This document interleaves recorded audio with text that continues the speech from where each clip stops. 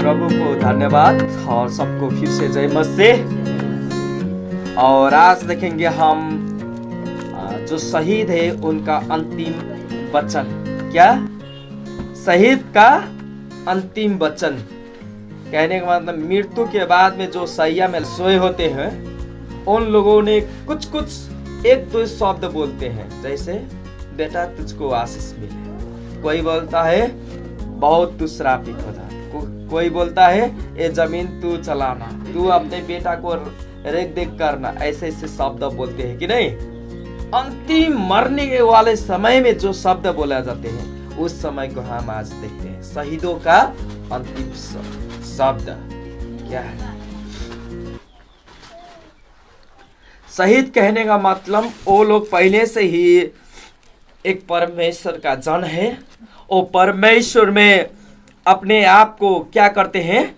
समर्पण करते हैं अपने जीवन को, और एक मसीहा जीवन में एक पूर्ण रूप से विश्वास योग्य रहते हैं। उनका विश्वास कभी भी डगमगाता नहीं है, एक विश्वास रहता है उनमें और अटल रहता है। वो विश्वास, और जब तक वो न मरे तब तक वो उत्तम लड़ाई लड़ते हैं, लड़ते लड़ते लड़ते वो चलते हैं। ओ है क्या? मसीहा। ओ है शहीद कहलाते हैं जो अपने विश्वास को बचाते बचाते प्रभु में वो विश्वास के बचाते हुए मर जाते हैं। वो अपने आप नहीं मरते हैं मगर दूसरे लोग उनको क्या करते हैं? मारते हैं। तो वो लोग हैं जो शहीद होने वाला है। वो शहीद पहले से ही अच्छा ट्रेनिंग लेता है। क्या करता है? क्या करता है? ट्रेनिंग लेता है। क्या करने के लिए? वो लड़ाई लड़ने के लिए पहले से ही। वो पहले से ही अच्छा लड़ाई करना का है कह के वो क्या करता है? अपने आप को मजबूत करता है। आप लोगों को मालूम होना चाहिए, आर्मी अपने आप को तैयार कर लेने के बाद में वो जंगल में जाता है तो सांप को भी खाता है, जंगली जो फल है, घास है, उस सब को खाता है। पानी ना मिले तो अपने ही पेशाब को रिफाइन करके वो खाता है, और ना मिले तो सांपों का खून वो खाता है। ना मिले तो भी वो पेड़ों को काट काट के, बांसों को काट के, वो केरों के पात के, वो पेड़ को, पौधा को काट के वो पानी निकाल के वो अपने वो पानी बनाकर वो पीता है। वो उतना तकनीक वो सीख चुका होता है, वो उतना मजबूत में वो जीता है, और जो लक्ष्य उसको दिया जाता है वो पूर्ण वो कर कर फिर वापिस आता है। तो ही है आर्मी। जब वो लड़ाई करते करते वो मारा जाता है तो उसको क्या बोला जाता है? शहीद। तो शहीद का अंतिम शब्द हम सुनने वाले हैं। वो शहीद होने से पहले वो आर्मी जो अपने एक टोपी उनके ऊपर होता है, अपने हाथों में वो तलवार रखते हैं या बंदूक रखते हैं, अपने कमरों में वो बड़ी सी पट्टुका कहते या बेल्ट लगाते, पेटी लगाते, वो लगाते हैं। अपने शरीरों को एक कवच से ढका जाता है, और एक हाथ में तलवार लेते हैं पहले वाला आदमी, और एक बड़ा सा एक ढाल लेते हैं, जब कोई भी मारे उसको तो ऐसे करके रोके। और उनके सिर में एक टोपी होता है लोहा के, तो उसको उनके सिरों को बचाता है। उनके यहाँ पे वो डटे रहने के लिए, ऐसे खड़ा रहने के लिए एक पेटी लगाते हैं और जूता लगाते हैं। उसी तरह का से विश्वासियों के जीवन में भी वो शहीद होने से पहले और मृत्यु आने से पहले विश्वासी लोग क्या करना चाहिए? अपने आप को तैयार करना चाहिए। अपने प्रार्थना से होके, परमेश्वर के वचन में से, विश्वास में से, धार्मिकता में से, अपने कामों से, सुसमाचारों से, हर प्रकार से आप व्यवहार में क्या होना चाहिए? बरियार बोला जाता है ना। अपने आप को बलवंत बनाना चाहिए। जब आप खड़ा होंगे तब हम पहले वाला जीवन में देखेंगे तो बहुत सतावट था। अभी तो सतावट उतना नहीं है। अभी तो क्या किया जाता है नेपाल में? ये सरकार ओर से नहीं है, मगर कोई कोई आदमी दुष्ट लोग हैं, वो लोग करते हैं। दूसरों को काला काला कुछ लगा देते हैं और कहते हैं ये बदनाम हो जाए। हाँ, मगर हमको क्या से नहीं डर लगता है? बदनामी से। आमीन। और उस समय रोमन एम्पायर जो होते थे, रोमन साम्राज्य का अधीनता चलता था। ये विश्व को किसने चला रहा था? रोमन साम्राज्य चला रहा था। तब उस समय नेरो के अधीनता हुआ, तो उस समय में वहाँ यरूशलेम के मंदिर को भी जला दिया उन्होंने। उस समय में सतावट ऐसा करते थे, क्रूस पर चढ़ाते थे आदमी को। कहाँ पे? और जिंदा आदमी को ऐसे काट बांध कर और आग लगा देते थे नीचे से। और काठ वाला होता, चक्का होता है ना, गाड़ा। पहले पहले ऐसे चक्का नहीं होता था, काठ का बना हुआ होता था गाड़ा, एक बड़ा बड़ा। तो उसमें बहुत से कीला निकालते थे और कीला बना के आदमी को नीचे सुलाकर उसके ऊपर चढ़ाते थे, चलाते थे। कभी यहाँ पैरों में लगता था, कभी यहाँ लगता था, तो सिर में लगता था। और किसी को आदमी को ऐसे बांध देते थे, नीचे से आग लगाते थे। किसी को बड़ा बड़ा भाला बनाते थे और नीचे से इसे गोपते थे, पैरों से लेके सिरों में से इसे निकल जाता। इस तरह से सतावट रोमन साम्राज्य ओर से होता था। और कितने लोग को ऐसे कोर्रा बोलते हैं जिसको, उसमें बड़ी बड़ी फलाम लोहा होता था और उसमें शीशा लगता था, और एक बार मारते तो ऐसे मांस लेकर निकलता, उस प्रकार का होता था। आपने कभी कभी इनार में कुछ गिर गया हो तो उसको निकालने के लिए क्या लगाते थे? एक रस्सी को बांध कर और नीचे रखते थे, तो कभी ऐसे होता था कांटा का जैसे, तो ऐसे पकड़ कर निकालता था। उसी प्रकार से जब वो लोग कोर्रा मारते थे, एक होता था ऐसे कोर्रा बड़ा सा, और उसमें से 4, 5, 7, 8, 10 ऐसे लगते होते थे। मारते थे ऐसे के लगता और मांस निकल जाता। तो इस प्रकार को वो लोग सजाए देते थे। आदमी को बागों के अंदर, सिंह के अंदर, जो उनके जहाँ पे वो उनके रखे हैं, वो भूखा शेर के भाग पठा देते, आगों में डाल देते, तेल हुए जगहों में उन लोगों को रख देते, ऐसे तड़पाते थे। किसको? मसीहा लोग को। किसको?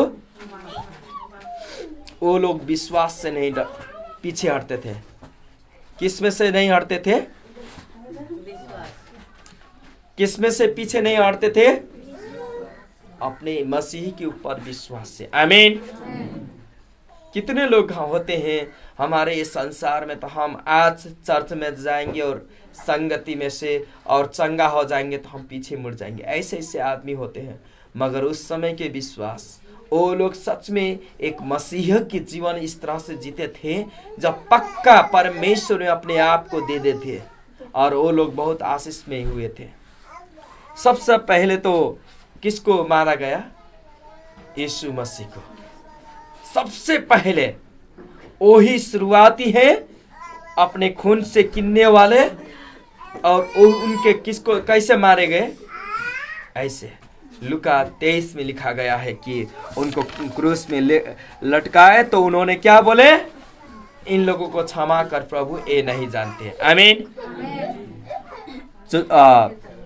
लूका 23 के 34 में उन्होंने क्या बोले? इन लोगों को क्षमा कर दे प्रभु, हे पिता इन लोगों को क्षमा कर, ये लोग क्या करते हैं इनको नहीं जानते हैं। अगर जानते तो वे ऐसा नहीं करते। तो किसको उन्होंने मारा? पहले यीशु मसीह को। उसके बाद में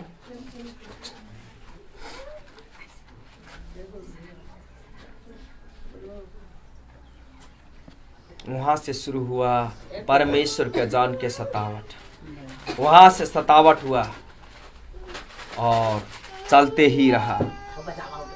वो यीशु भर के नहीं, मगर जो भविष्यवाणी करने वाले थे, वो लोग भी सतावट में पड़ते थे। दानियल को सिंह के खोर में क्या किए? उनको छोड़ दिया।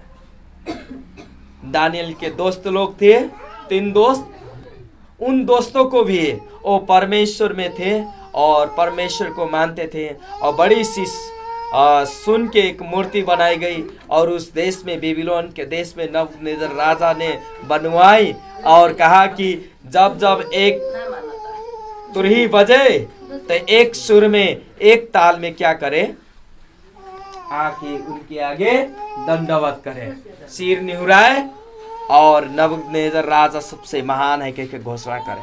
मगर दानियल के दोस्त, 3 दोस्त, अबेदनगो, वो लोग 3 दोस्त थे, आग के भट्टी में उन लोगों को डाला गया।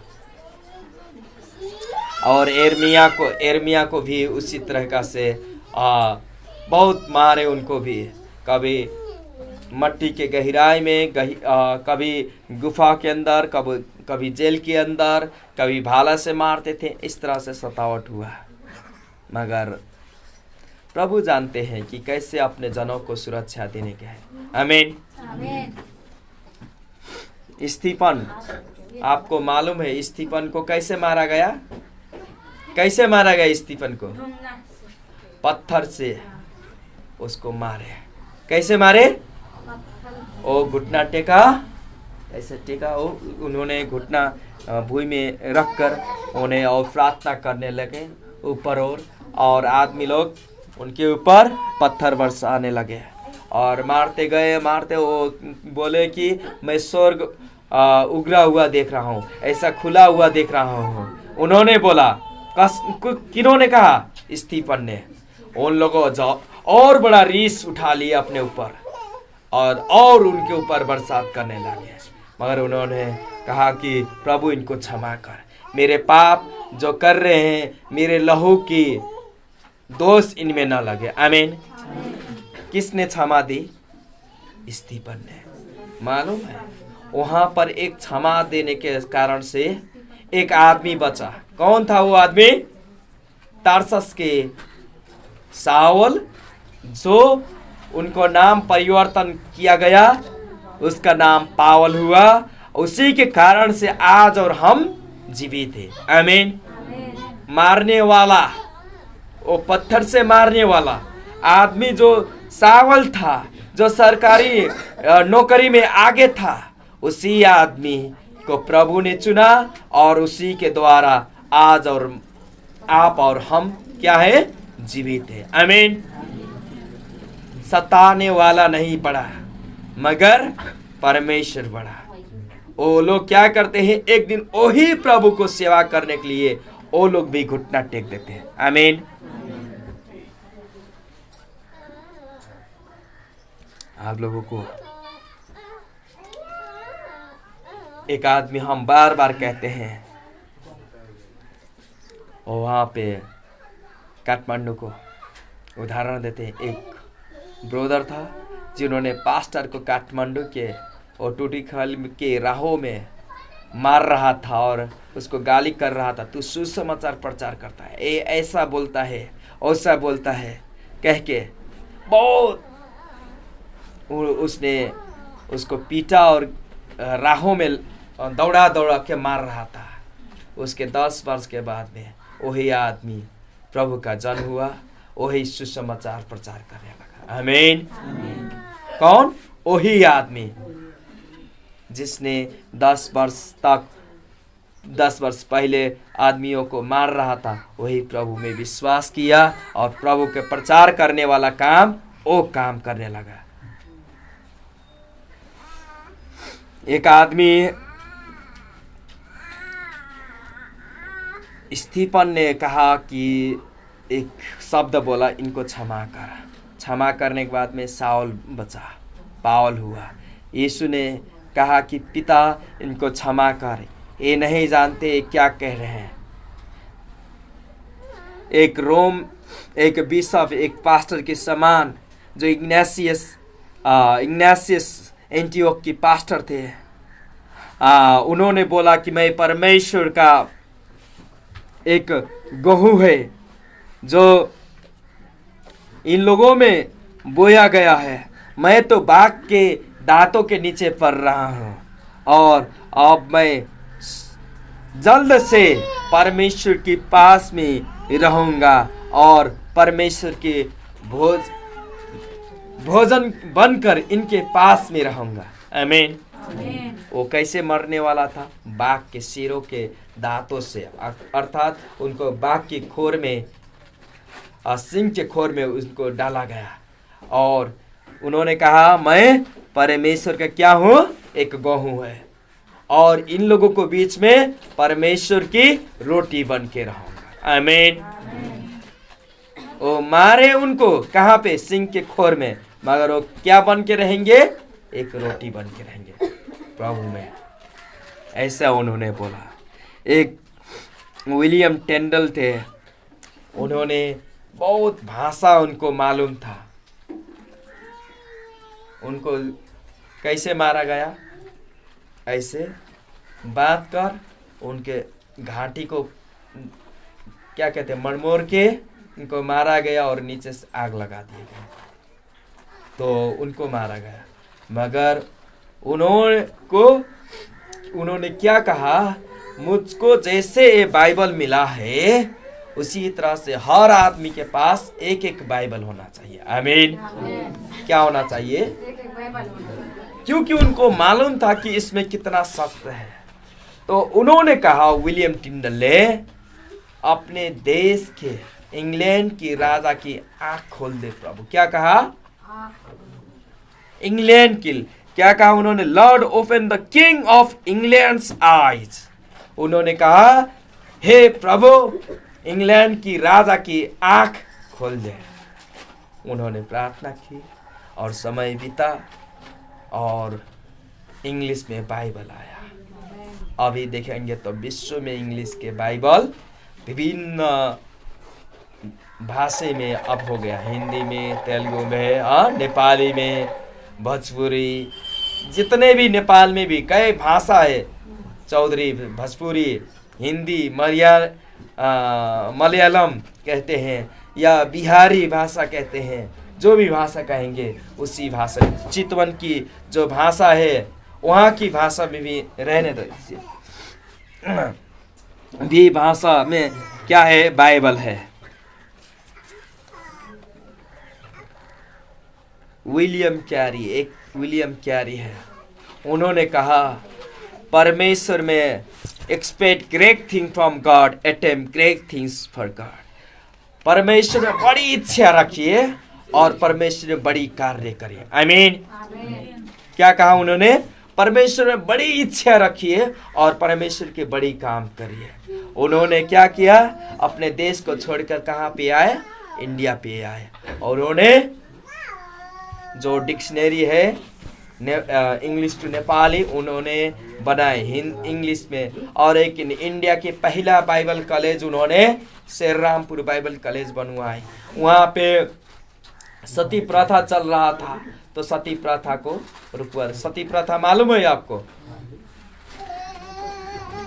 पति मरने के बाद में उनके संग संग उनकी पत्नी भी उनके संग में जलाते थे, वो उन्होंने रुकवाई। और भी बड़ी बड़ी कार्य थी, जो दहेज जो दिया जाता है उसको भी विरोध उन्होंने की उस जगह में। वहाँ जगह में उस तरह से नहीं दिया जाता है, उनको भी उन्होंने रुकवाए। तो उनको परमेश्वर ने प्रयोग किए। और एक जन थी परमेश्वर का, ग्राहम स्टेन्स, जो उड़ीसा में, इंडिया के एक देश जगह है उड़ीसा, उस जगह में जब आए थे तो उन्होंने कुष्ठ रोग बोला जाता है, मालूम है? कुष्ठ रोग, कोड मालूम है? तो उसके विरोध में वो लोग एक बड़ी से हॉस्पिटल खोले और वो वहीं में रह कर काम कर रहे थे। मगर वहाँ के आदमी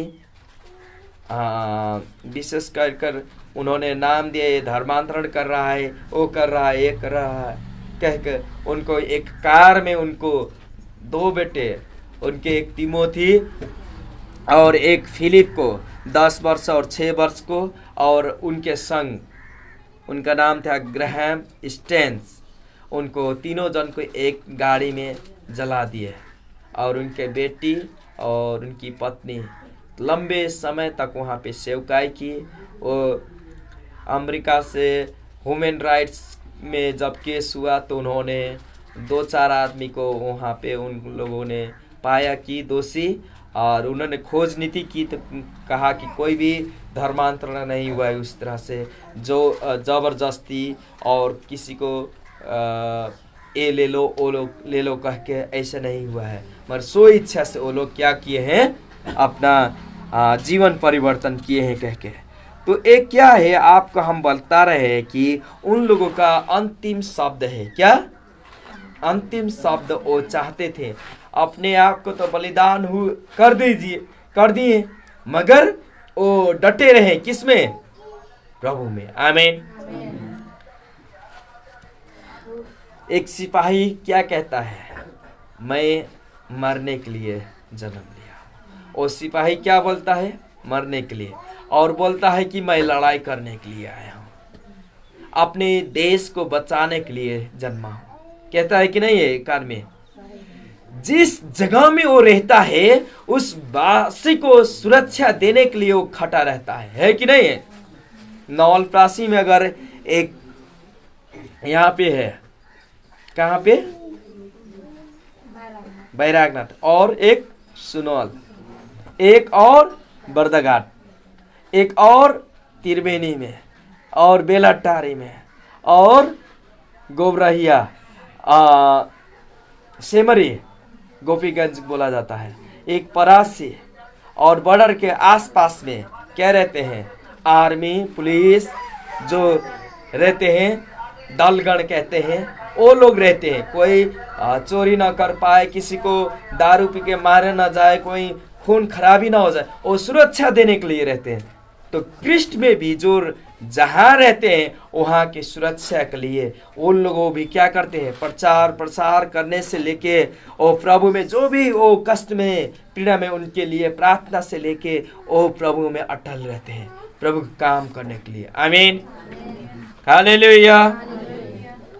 तो आपका अंतिम शब्द क्या है, आपके जीवन में से हम क्या सीखे, तो हम तो दूसरे के जीवन में से सीख रहे हैं, यीशु मसीह के जीवन में से उनके अंतिम शब्द सीख रहे हैं, स्टीफन में के जीवन में से अंतिम शब्द सीख रहे हैं। आपके जीवन में से क्या हम सीखें ताकि हम फॉलो करें। सुन रहे हैं मेरी बात, आपके जीवन में से कौन चीज हम सीखे ताकि हम लागू कर सके। स्टीफन में के जीवन में से, पौलुस के जीवन में से हम देखें तो ज्यादा चीज सीख सकते हैं। यीशु मसीह के जीवन में से उन्हें अंतिम शब्द कहा कि प्रभु इन लोगों को क्षमा कर। 7 शब्द बोले हैं यीशु मसीह ने वो क्रूस पर से, मगर एक शब्द क्या है, हे पिता इन लोगों को क्षमा कर। जो विलियम टिंडेल है, विलियम कैरी है, इन लोगों की इच्छा बाइबल में से थी और कहते थे परमेश्वर में बड़ा चीज की इच्छा रखो और बड़े काम करो। और क्या करें हम ताकि परमेश्वर आपको आपके जीवन में से हमको सिखाए। क्या हो सकता है, तो आपको क्या करना चाहिए, पहला शुरुआत कीजिए आर्मी बनने के लिए। क्या बनने के लिए, ट्रेनिंग लीजिए, ट्रेनिंग लीजिए। आपकी प्रार्थना हो इसी प्रकार से, आपकी विश्वास उसी प्रकार से रहे, आपकी सुसमाचार, आपकी प्रचार साक्षी करने वाला काम, सिखाने वाला काम, जो जानते हैं उसको क्या कीजिए, बांटिए। क्या, हाँ, दूसरों को सिखाइए। जो जानते हैं, जैसे प्रार्थना करने जानते हैं, जैसे आपकी प्रार्थना से उत्तर मिलती है, उसी प्रार्थना को किसको, दूसरों को बताइए ताकि वो भी सीख सके और प्रभु में बढ़िए आप, तो ये अच्छा वाला होगा। और आने वाले दिन में हम एक मिशनरी कैसा होता है, उसका प्रार्थना क्या होता है हम देखेंगे। मिशनरी, मिशन, मिशनरी जो अपने देश को छोड़ के दूसरे के जगह में जाता है वो मिशनरी कहलाता है। उसका मिशन, उसका विजन एक रहता है। यीशु मसीह कहाँ छोड़कर आए, यीशु मसीह किस जगह को छोड़ के आए थे, इस जगह में स्वर्ग को। किसकी इच्छा पूरा करने के लिए? पिता की। उनका इच्छा क्या था? एक भी आदमी कहाँ न जाए? नरक में न जाए। एक भी आदमी न नरक में जाए कह के उन्होंने क्या किए? पृथ्वी पे पठाया। मगर अभी देखिए सुसमाचार फैल रहा है धीरे धीरे धीरे धीरे। यहाँ भी नहीं मगर सारे संसार में फैला। जब सारे संसार में ये सुसमाचार फैलेगा तो अंतिम आ जाएगा समय। प्रभु को धन्यवाद देते हैं। आइए हम थोड़ी सी प्रार्थना करते हैं।